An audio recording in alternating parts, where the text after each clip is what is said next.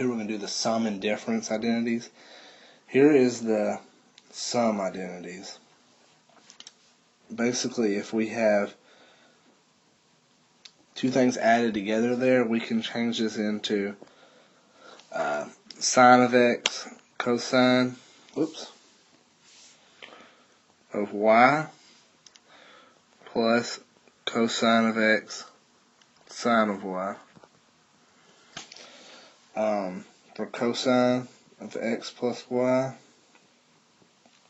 that's going to be cosine of x cosine y minus sine of x sine of y.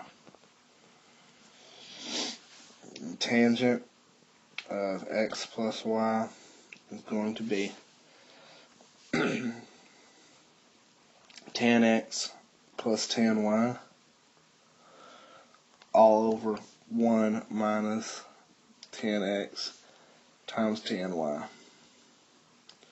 Now these are going to be useful in certain cases. Let me show you. Say you have, say sine of 75 degrees. Well, if you think of that as sine of 30 degrees plus 45 degrees, those are pretty common things. So if we make that change, that is going to be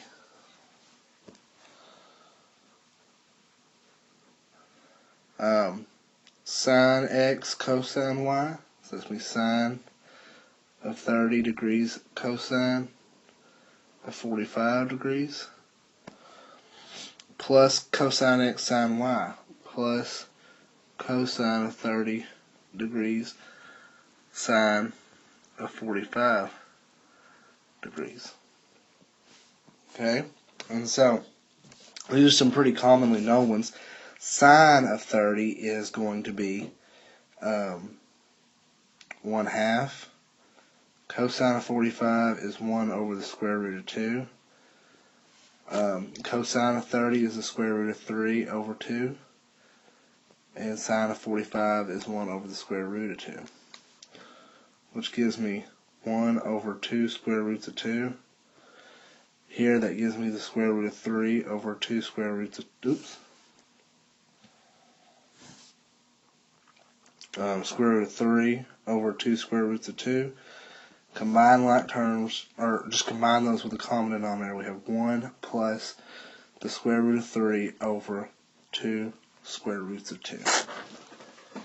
Okay? That's how we use it. We can use these identities to break down a certain thing into smaller things that we know how to find the values of and just plug them in. That's really how you use it. Now, is it always going to be that helpful to use that? Not always, but there's times where it can be helpful. Okay? Now, we have difference identities as well, whenever it's a subtraction. We have sine of x minus y is equal to sine of x cosine of y minus cosine x sine y. Okay, cosine of x minus y is equal to cosine of x cosine of y plus sine x sine y and tan of x minus y is equal to tan of x minus tan y all over 1 plus tan x tan y. Okay? Now, let's say we're given this. Let's say that let's say we don't know the actual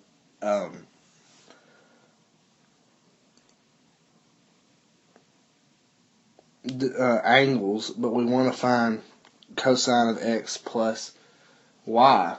Let's say we know that sine of x is 3/5 and cosine of y is 4/5. And this is in the second quadrant, and this is in the first quadrant. Okay, so here we go. We're down here. We know that we have xy here. So if it's 3/5, if this is my angle, we know that it is going to be opposite over hypotenuse. So using the Pythagorean theorem, we find this to be 4. Okay, so this is for x. This is for y. Since we're in the first quadrant, here's my angle. If I want to find it, cosine is adjacent over hypotenuse. We find, whoops, if we use the Pythagorean theorem, we find this to be 3. Okay, so this is for y. Okay, so if we use my formula up here for, oops, I want to do minus, I'm sorry. Say I want to use the minus, my identity said that cosine of x minus y is cosine of x, cosine of y, plus sine of x, sine of y. Okay, so down here, my sine of x is 3/5. We found that, and you find that cosine of x is 4/5. Then we already have cosine of y is 4/5, so if we want to find sine of y, this is my x or my y, it is 3/5. Okay, so plug it into this guy up here. Cosine of x, cosine of y, plus sine of x, sine of y. Cosine of x is 4/5. Cosine of y is, whoops, 4/5. Sine of x is 3/5. And sine of y is also 3/5.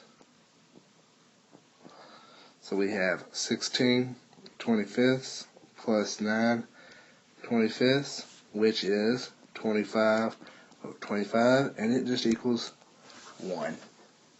Okay? So that's pretty awesome. It kind of equaled out a little to a really even number. Okay, so that's how you kind of use the sign and difference identities.